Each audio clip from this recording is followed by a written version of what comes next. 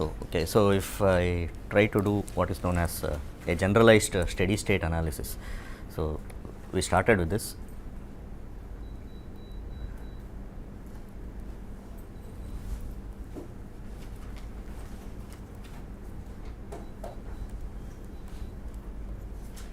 Steady state analysis of a general converter.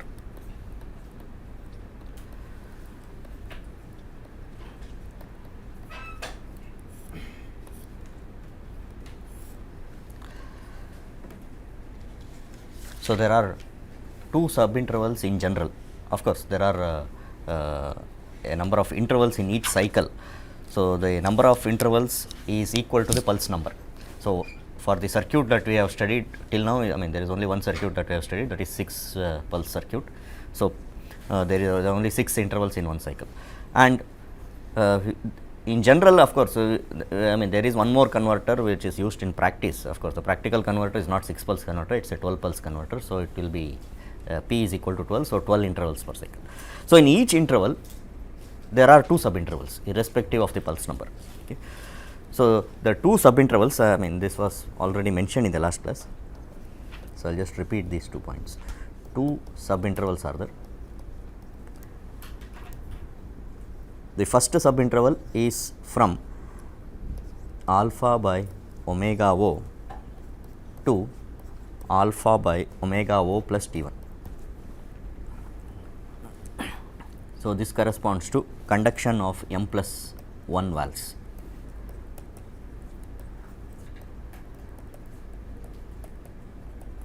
And the second subinterval starts from alpha by omega O plus T1 and it goes up to alpha by omega O plus uppercase T with a subscript 1. So, this corresponds to conduction of M valves.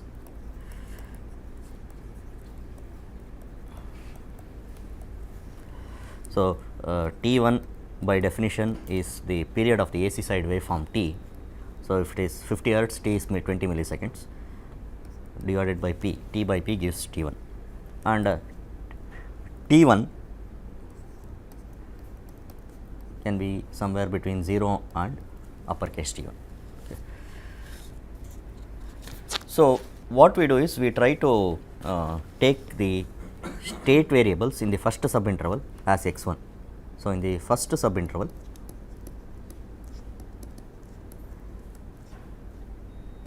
so I presume you are familiar with the word state variable, state vector.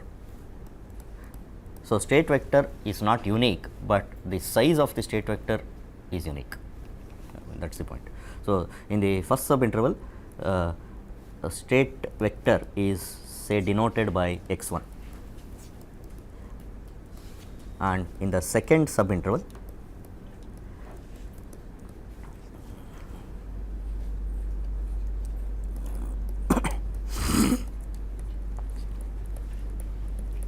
state vector is x2. So, it so happens that more number of valves actually conduct in the first subinterval. So, the size of x1 is greater than size of x2 and it is greater by 1. Okay.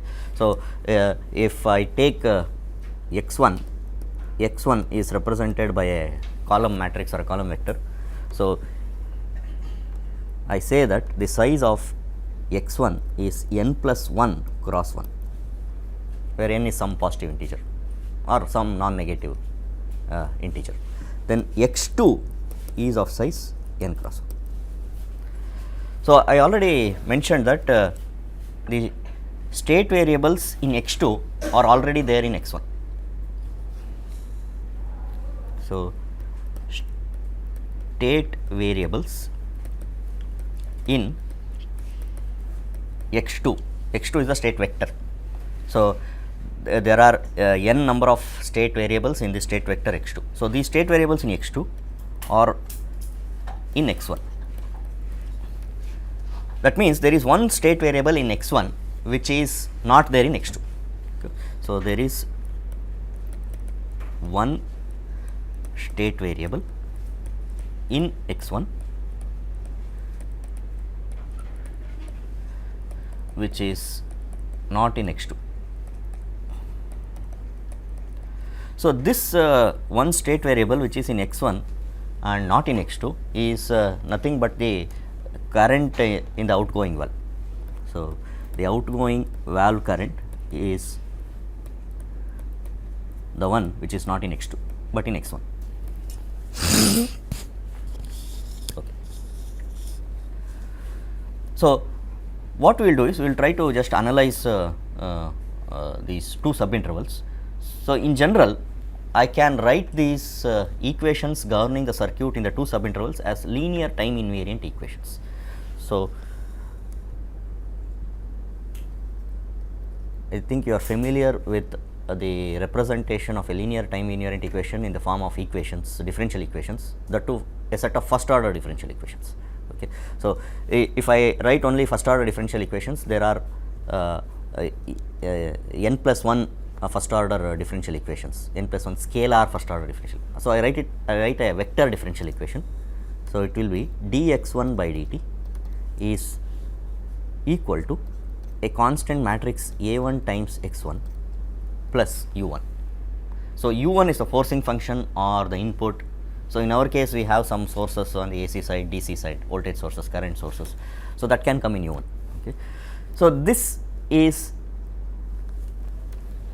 the equation for the circuit in the first subinterval. So, the first subinterval is applicable from alpha by omega O less than or equal to t less than or equal to alpha by omega O plus t1.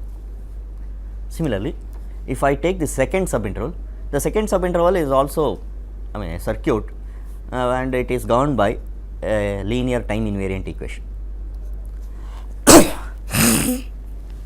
Sorry, dx2 by dt is a2 x2 plus u2. So, in general this u1 and u2 are functions of time. So, if I just now said that they can be the AC side voltages, they are functions of time because they are sinusoidal functions of time. So, this is applicable from alpha by omega O plus t1 to alpha by omega O plus uppercase t with a subscript 1. Okay.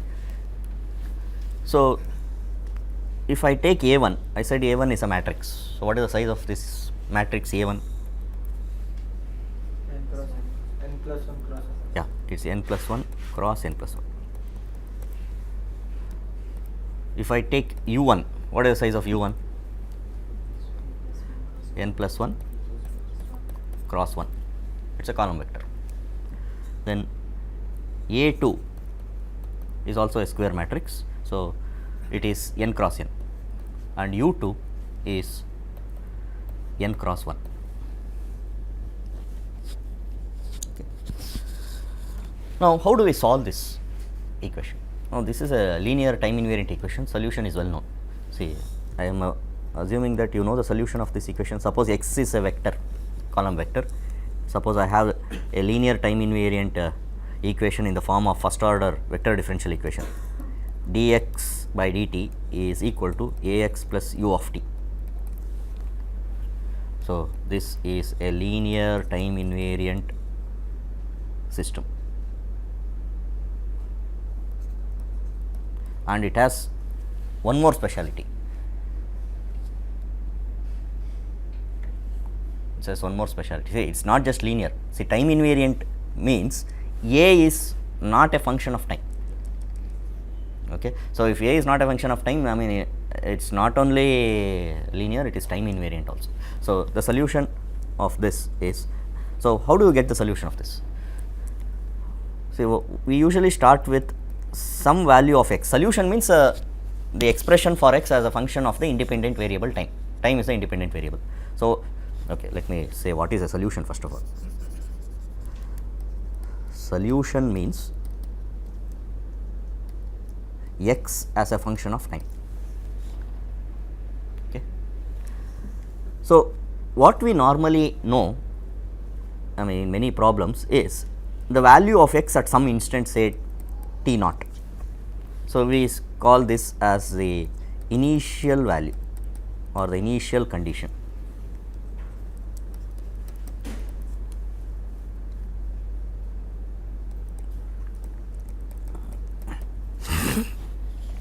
So, we write the solution in terms of this initial condition. So, the word initial means we can get the solution only for t greater than t, that is what we mean. Okay. So, most of the problems that we come across, we are not interested in the solution that is a solution for t less than t naught, only for t greater than or equal to t naught. T equal to t naught we already know. So, for t greater than t naught, what is the solution? So, for t greater than or equal to t naught, the solution is x of t. So, what is the solution? Are you familiar with the solution of this linear time invariant system? Yeah, I can write this as exponential of a into t minus t naught into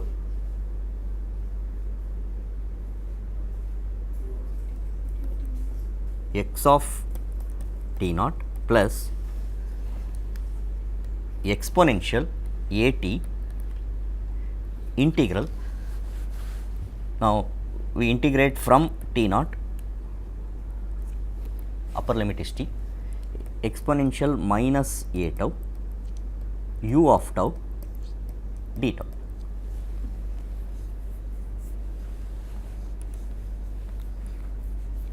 So, this is the solution of this equation dx by dt equal to ax plus u of t. Okay.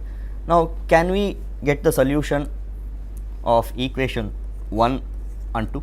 So, since I know the general solution of a linear time invariant system, so 1 and 2 are linear time invariant systems which are applicable for the two subintervals. So, if you look at the equation that for which we have the solution, instead of x I have x1, instead of a1, instead of u u1, that is all. So, I have the solution. So, I will write it as solution is x1 of t is equal to exponential a1. Now, I do not have t naught now. What is there in place of t naught? Alpha by omega o is there in place of t naught. Okay. So, the solution is exponential of a1 into t minus alpha by omega o into x1 of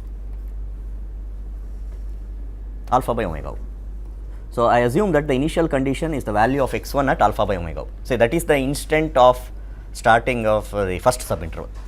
Okay. Then the second term, say the first term is due to the initial condition, the second term is due to the input. So, exponential a1 t integral from alpha by omega o to t exponential minus a1 tau, tau is a dummy variable, okay, into u1 of tau d tau. And this is applicable only from alpha by omega o to what? See, we are writing the solution for the first differential equation which is applicable for the first subinterval. So, first subinterval is only up to alpha by omega o plus t1. Similarly, for the second subinterval, the solution is x2 of t is exponential a2. Now, the initial condition is at what time? So, it is corresponding to the initial instant of the second subinterval, that is alpha by omega o plus t1 into x2 of alpha by omega o plus t1 plus exponential a2 t integral alpha by omega o plus t1 to t exponential minus a2 tau u2 of tau d tau. So, this is applicable from alpha by omega o plus t1 to alpha by omega o plus uppercase t with a subscript 1.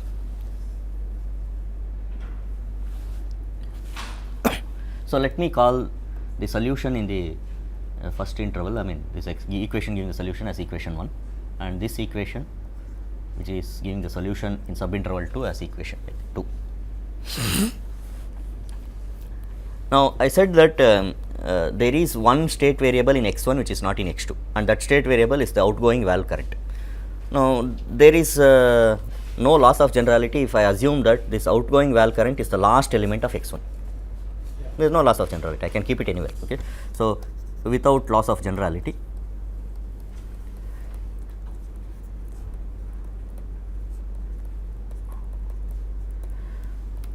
let the outgoing valve current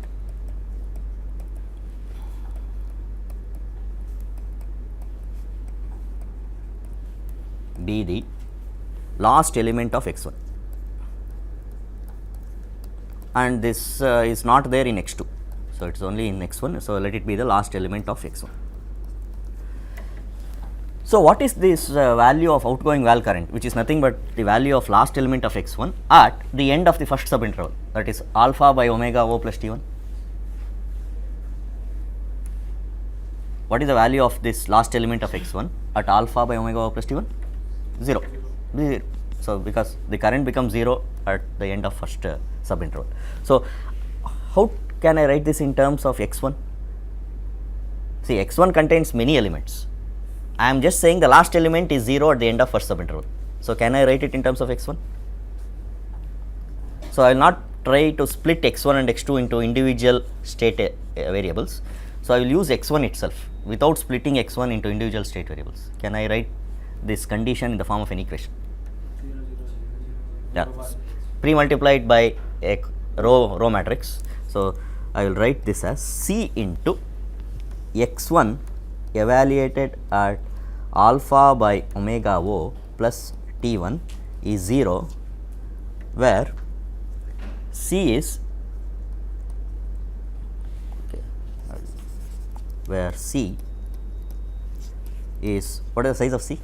Obviously, it is a row matrix. So, one row columns n plus 1, because x1 is having n plus 1 rows. Then what are the elements of C? So, I can write C as, so I will write this as, so just to differentiate between 0 and a matrix which is a 0 matrix, I will just put a subscript 1, O1, O with a subscript 1 in and 1, where O1 is a 0 row matrix. So, where O1 is, what is the size of O1? 1 cross n 0 matrix. So, is that okay? So, let me call this equation as equation 3.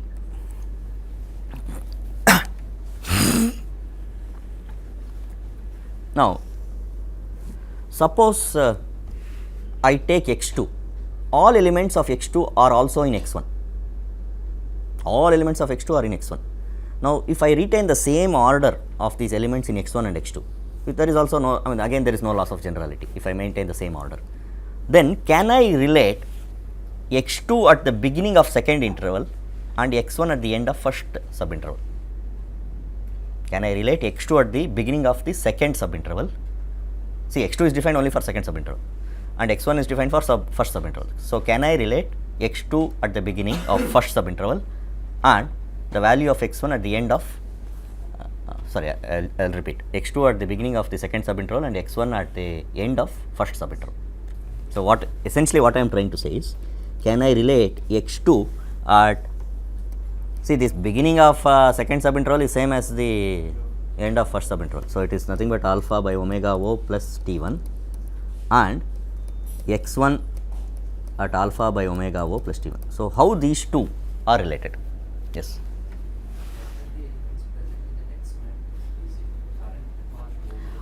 So, what we will do is, we will take up special cases and try to find what is x1, what is x2, what is a1, what is a2, what is u1, what is u2 for all the special cases. We will consider some special cases. Okay. Say now I am assuming that you have a circuit. If you have a circuit, there is no unique way of selecting the state variables of the circuit, but the number is fixed. Okay. What I am only saying is let one of the state variables in x1 be the outgoing val current. That is the only restriction. I am not putting any restriction right now on the other state variables. So, there is no unique way of saying what is the set of state variables, but I only put one restriction. One of the outgoing val currents, let it be an element of x1, that is all. Okay. We will come to that. So, we will try to find answers for what can be possible x1, possible x2, a1, a2, u1, u2. So, how these two are related? Okay. I will say that pre-multiply by some matrix D, okay, where first of all what is the size of D? See, x2 is having n elements. So, the number of rows in D should be n. x2, what is the size of x2? See, just go back to the previous one. What is the size of x2? Look at the size of x2. Oh, I didn't, I mean, I mentioned in the last class. Yeah. x2 is n cross 1. x1 is n plus 1 cross 1. So, D is n cross n plus 1. And what should be D? What should be D? I mean, what are the elements of D? What are the possible values for the elements of D? Huh? Diagonal 1, rest all 0. So, can I say that it is equal to an identity matrix? So, I will call this identity matrix as I1. Then I already have a 0 matrix O1. So, can I write this as O1 transpose? O1 is of size 1 cross n, O1 transpose is of size n cross 1. Okay. But what is the size of I1? I1 is identity matrix n cross n. So, it is n cross n identity matrix. So, let me call this equation as equation number 4. If I take the first subinterval, it starts at alpha by omega O, the value of x1 at alpha by omega O, and if I take x2 at alpha by omega O plus t1, the end of the second subinterval. Now, at this stage, it seems, I do not know whether it seems that the two can be related. Yeah. It seems. Now, what I will do is I will not try to prove this, but I will just make a statement and verify later. So, right now it seems, that is all. I mean, you can't prove it as it is with the current information. So, I will make a statement without proof, we will verify that it is correct later. So, I will say that this is f times x2 at alpha by omega O plus t1 plus g. So, where f and g have appropriate sizes. So, what is the size of f? Size of f actually comes from the size of x1 and x2. The number of rows should be the number of elements in x1, that is n plus 1. Size of x2 is n, so it is n plus 1 crossing. And g, okay, what is g? What is the size of g? That should be obvious, right? What is the size of g? Say, when I am adding two elements and saying it is equal to a vector, both elements should be vectors, column vectors. So, size of g is same as size of x1, n plus 1 cross 1. Okay. So, let me call this equation 5, which I have just mentioned without proof. We will verify it later. We will take this for granted. Phi is just taken for granted, which is mentioned without proof. We will verify that phi is actually true. Okay. Okay. Now, we have so far 5 equations. Now, I take equation 3, and get an expression for x1 evaluated at alpha by omega O plus t1 using equation 1. Can I do that? See, the first equation gives the expression for x1 from alpha by omega O to alpha by omega O plus t1. So, I can get the expression for alpha by omega O plus t1 using equation 1. Okay. So, that let me do that first. So, from 1 and 3, what I do is I take the equation 1, just take the solution. So, it is x1 at alpha by omega o plus t1 means wherever there is t, I have to replace that by alpha by omega o plus t1, that is all. Okay. So, the right hand side, if you look at the right hand side, the first term is exponential a1 into t minus alpha by omega o. So, replace t by alpha by omega o plus t1. So, what? So, the result is exponential of a1 t1, a1 t1, that is the first term, into x1 evaluated at alpha by omega o. There is one more term plus there is a there is a factor c there, plus c into exponential a1. So, in place of t I have t minus in place of t I have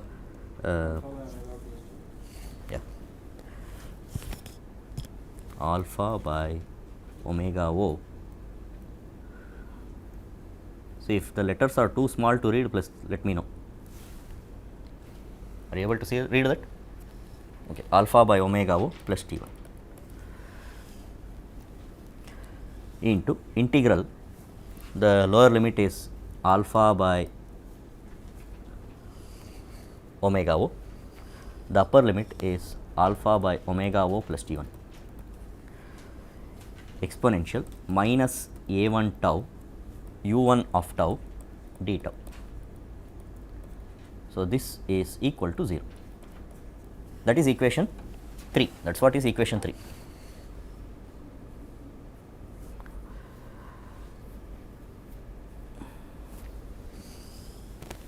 Okay. So, let me give a number for this, let me call this equation number 6. Now, take equation 5. If you look at the right hand side of equation 5, there is x2 evaluated at alpha by omega o plus uppercase t with a subscript 1.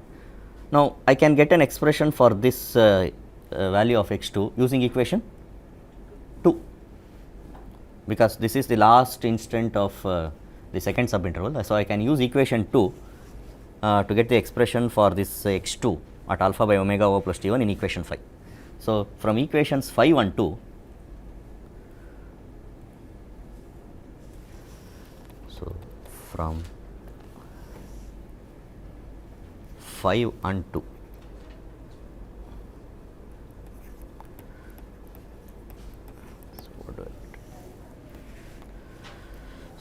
so 5 says x1 at alpha by omega o is equal to f into x2. So, x2, if you look at equation 2, exponential a2 into, so wherever again there is time, replace it by alpha by omega o plus t1.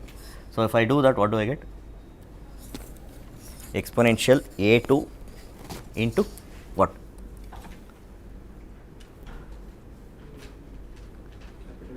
Yeah, uppercase t1 minus lowercase t1. Okay. So, this multiplied with x2 at alpha by omega o plus t1 plus, let's say there is one more term, f into exponential a2 at alpha by omega o plus t1 into integral alpha by omega o plus t1 to alpha by omega o plus t1. So, integral of exponential minus a2 tau u2 of tau d tau plus what? Plus g. Okay. So, let me call this equation number 7.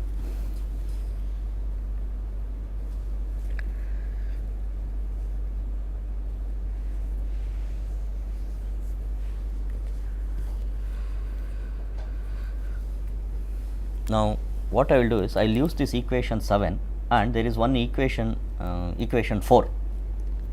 So, I will just replace x2 at alpha by omega o plus t1 by d into x1 at alpha by omega o plus t1 using equation 4.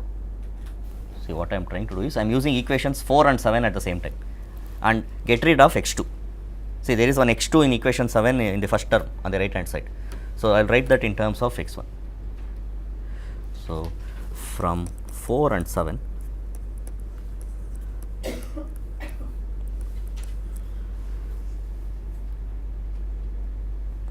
x1 at alpha by omega o is equal to f exponential a2 into t1 minus t1 into x2. So, x2 is now x2 at alpha by omega o plus t1 from equation 4 is d into x1 of alpha by omega o plus t1. Which one? No, I am just using equation 4 here, 4 and 7 right now. Is that okay? This is okay up to now. It's, if there is any error, let me know. Then plus f exponential a2 alpha by omega o plus t1 integral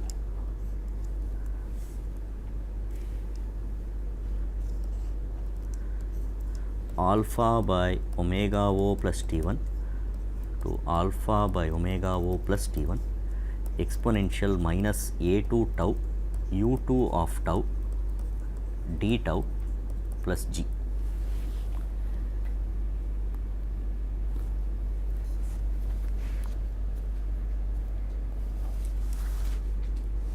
Okay, I mean, it appears I am doing too many manipulations, but I will ask you why I am doing this. I mean, once it becomes a bit clear. Okay, so let me give some number for this also. Equation number 8. Now, what I will do is again use equation 1 and solve, I mean, get an expression for x1 at alpha by omega o plus t1 in the first term on the right hand side. From equation 8 and 1. So, from 8 and 1, okay, so what I get is x1 at alpha by omega o. See, finally our intention is to get solution. Please note, finally our intention is to get solution, but the question is what are the quantities that are already known and what are the quantities that we need to determine. Obviously, we need to determine x1 as a function of time, x2 as a function of time, but are there some quantities which are unknown? That is the question. Okay, we will answer that question. Okay, let me just do one more step and try to see. So, it is f exponential a2 t1 minus t1 d. Now, substitute for x1 using equation 1. So, what I get is exponential a1 what? If I use the first equation, a1 t1 into x1 at alpha by omega o, that is the first term, plus f exponential a2 t1 minus t1 d, and the second term is exponential a1 into alpha by omega o plus t1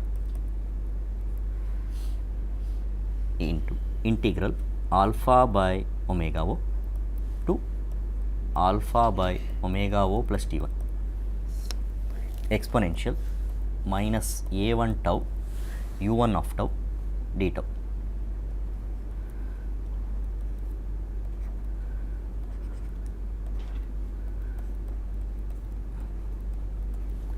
So, this is nothing but the first term in equation 8. Up to this is first term in equation 8. So, the second term in equation 8 is written as it is, plus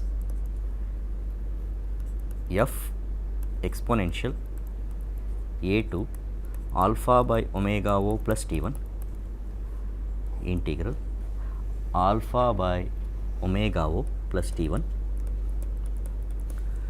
alpha by omega O plus T1 exponential minus A2 tau U2 of tau d tau plus G. So, I will give one number for this 9. Now, in equation 9 you see that there is x1 at alpha by omega O on the left hand side and there is also x1 at alpha by omega O in the first term on the right hand side. So, I will just get an expression for x1 of alpha by omega O. So, I will say that x1 of alpha. So, bring the first term on the right hand side to the left hand side, first term on the right hand side of equation 9 to the left hand side, and then I get a factor. So, if I pre-multiply by the inverse of that, what I get is x1 at alpha by omega O is equal to I. So, I already used I1 for some other identity matrix. Now, I use I2. It I mean we will show that both are not same, they are of different sizes. So, I2 minus f exponential A2 T1 minus T1 d exponential A1 T1. Now, first of all, you notice that f into exponential of A2 T1 minus T1 d exponential of A1 T1 is a square matrix. This coefficient of x1, see in equation 9, the first term, equation 9 first term, the coefficient of x1 of alpha by omega O is a square matrix. That is a square matrix. Okay. So, the square matrix inverse into what? The rest of the terms on the right hand side. So, the rest of the terms are the second term, the third term, there are 3 more terms. Okay. So, let me write all those terms.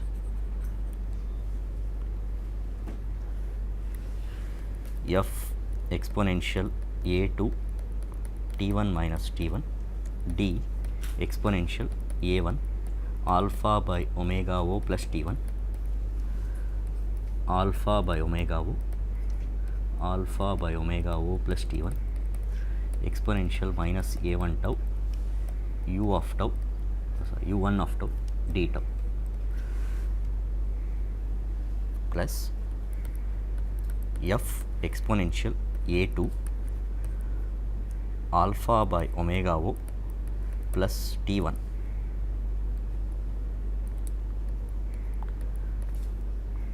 integral alpha by omega O plus T1 alpha by omega O plus T1 exponential minus A2 tau u2 of tau d tau plus G. Is this okay? So, we call this as say equation 10.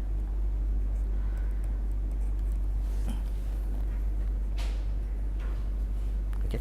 So, I will just do one more step and then see why we do all these manipulations. By this time, if you are able to guess, very good, otherwise let us discuss. Now, we have used an identity matrix I2. What is the size? I2 is an identity matrix. I1 was n cross n identity matrix. This I2 is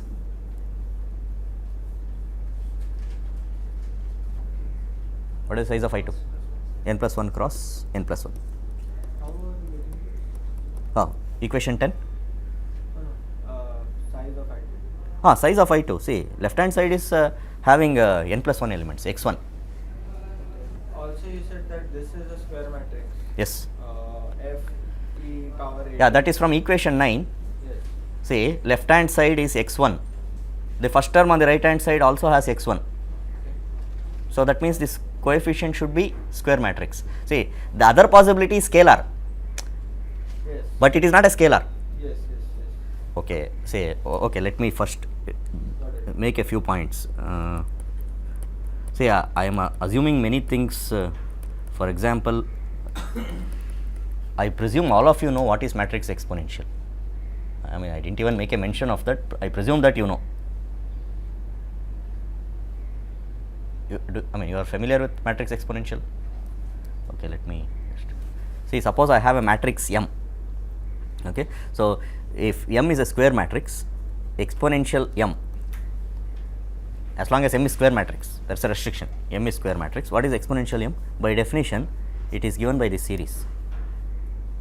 So it is similar to the scalar exponential. It is sigma m raised to k divided by k factorial, and k takes values from 0 to infinity.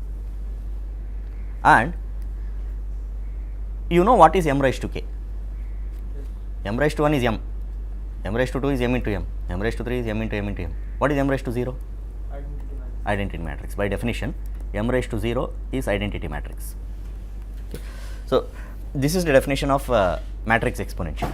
So if m is a matrix, square matrix, then exponential of m is also square matrix, because you look at the terms.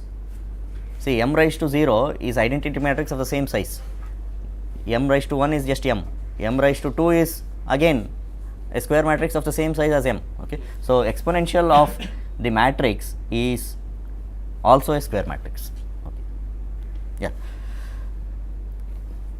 Now let me finally write one more equation. So what I will do is, I will use this equation 10 and substitute this in equation 6.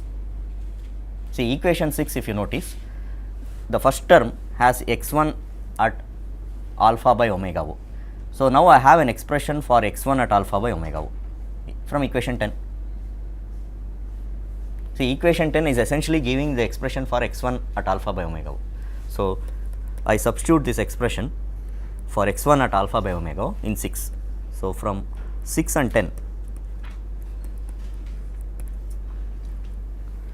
So the first term of equation 6 is c into exponential a1 t1.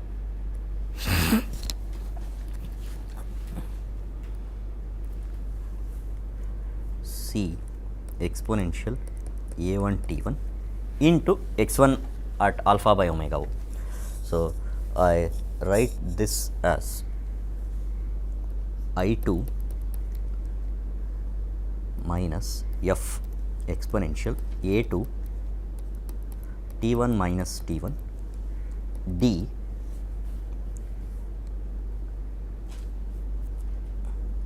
exponential a1 t1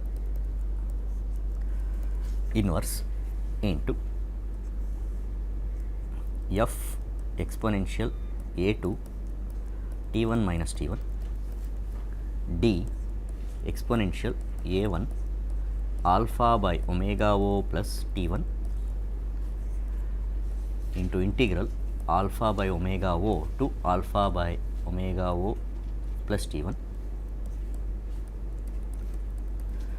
exponential minus a1 tau u1 of tau d tau plus f2 f exponential a2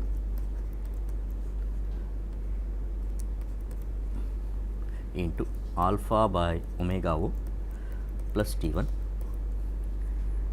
into integral alpha by omega o plus t1 to alpha by omega o plus t1 exponential minus a2 tau u2 of tau d tau plus g.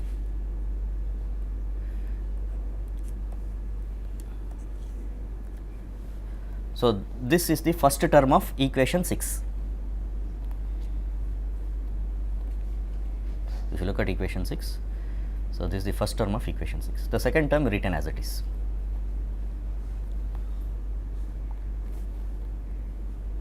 So the second term of equation 6 is on the left hand side, c exponential a1 alpha by omega o plus t1 alpha by omega O to alpha by omega O plus T1 exponential minus A1 tau U1 of tau d tau. This is equal to 0. Now, why I did all these manipulations? Now I ask the question, what is the purpose of doing all these manipulations? My intention is to get the solution. Yeah, I didn't want to spell out the answer, that's why I did. I mean, maybe I thought you will guess or find out why I did all this. Okay, see, okay, let me give a hint. What are the known quantities?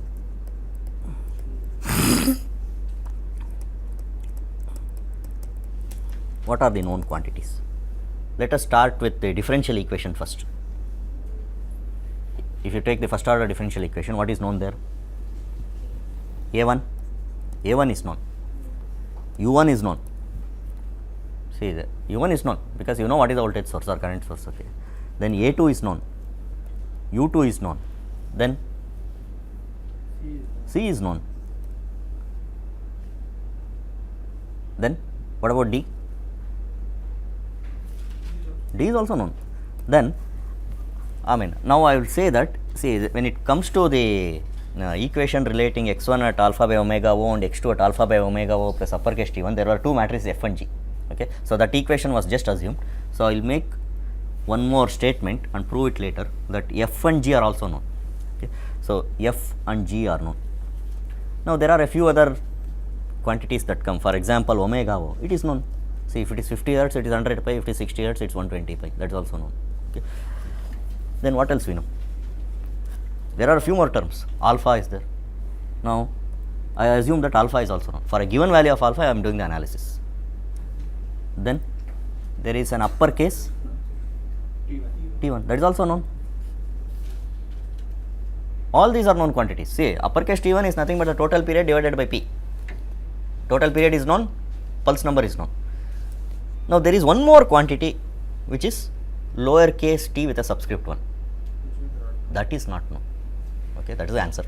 So, the unknown quantity is lowercase t with a subscript 1. Now, why do we need this lowercase t1?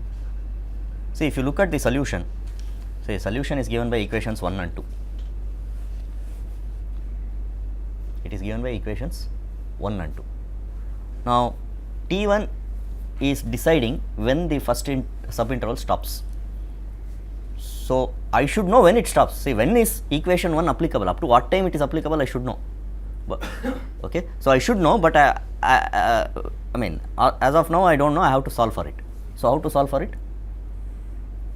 So, all the manipulations done so far is for solving for T1. So, if you look at the last equation, so let me give a number for that. So, the last equation was this equation 11. So, in equation 11, it is a long equation, but everything other than T1 is known. So, solve for this unknown quantity T1 using equation 11. So, equation 11 is not a vector matrix equation, it is a scalar equation. So, it is just one nonlinear equation, it has to be solved for T1. So, solve equation 11 for T1. So, how do you solve? Yeah, use any numerical method. Newton's method, Newton-Raphson method is one of the, I mean, obvious choice for a method. Okay. Of course, calculator it is tough. Calculator will not allow matrix exponential such things. Okay, so it's not ruled out. Calculator is ruled out. So one has to use a computer. I mean, try to write a short program for any numerical method. Newton-Raphson is, all of you are familiar with Newton-Raphson, I guess. It's used for power flow. So one can use, for example, Newton-Raphson method and solve for T1. Now, our objective is not solving T1 alone. Our objective is to get the solution. So then what? If T1 is known, then can I get the solution directly? See, go to the solution. What is the solution? Equation 1 and 2. Oh, sorry. Equation 1 and 2 are solutions, but they are solutions provided everything on the right hand side is known.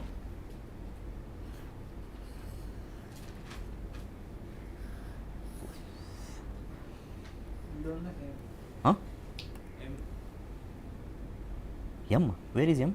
Number of switches that are No, M is nowhere coming in the, they are not in the equation. no, we will look at the size of M for different cases. M is right now not known. It depends on whether it is 2 and 3 valve conduction mode, 3 and 4 valve conduction. That is not known now. That is itself also not known. Okay. Now, what we normally do is first assume something. Suppose it is 2 and 3 valve conduction mode. Try to find an answer. If you get an answer, it is 2 and 3 valve conduction. If you don't get an answer, it is not 2 and 3. Try something else. See whether it is 3 and 4. Again, if you get a solution, that is the answer. Otherwise, it is not the answer. So, again, it is only by trial and error we can make out whether it is 2 and 3 or 3 and 4. But for like 12 pulse, Yeah, that I mean that is even more complicated. Let us first concentrate on the simple case. Okay. So if 1 and 2 are solutions, what is required? Yeah, to use this equation 1, we should know all things on the right hand side. So A1 is known, A1 is known, but what about x1 at alpha by omega O? So that is the only thing that is required. U1 is also given. Okay. So x1 at alpha by omega has to be determined. So how to find that? Which equation will give me x1 at alpha by omega O? Equation number 10. Because if you look at 10 has something which is having all known quantities on the right hand side.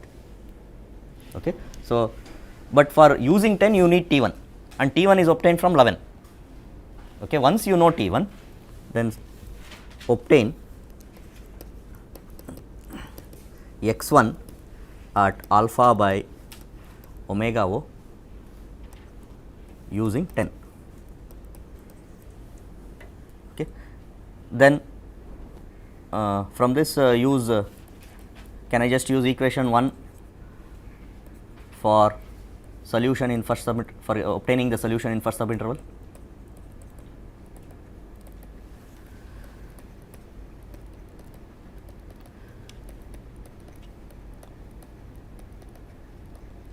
Is that okay? If I just know x1 at alpha by omega O, once I know this, can I just use equation 1 and solve for x1 in the first subinterval? Then in the second subinterval, I want x2. So what is unknown on the right hand side? x2 at alpha by omega O plus T1. So how to find that? That is the only unknown quantity on the right hand side of equation 2. So how to get x2? So it is nothing but equation 4, because right hand side we know x1 at the end of first subinterval. So get the value of x2 at alpha by omega O plus T1 using 4. also requires x1 at alpha by omega. Okay. Now that x1 is obtained from the previous step. See, when I say solution means getting the expression from the starting to the ending point of the first subinterval. Okay. So then compute x2 at alpha by omega O plus T1 using 4. Then use equation 2 for obtaining solution in second subinterval. Obtaining the solution in second subinterval.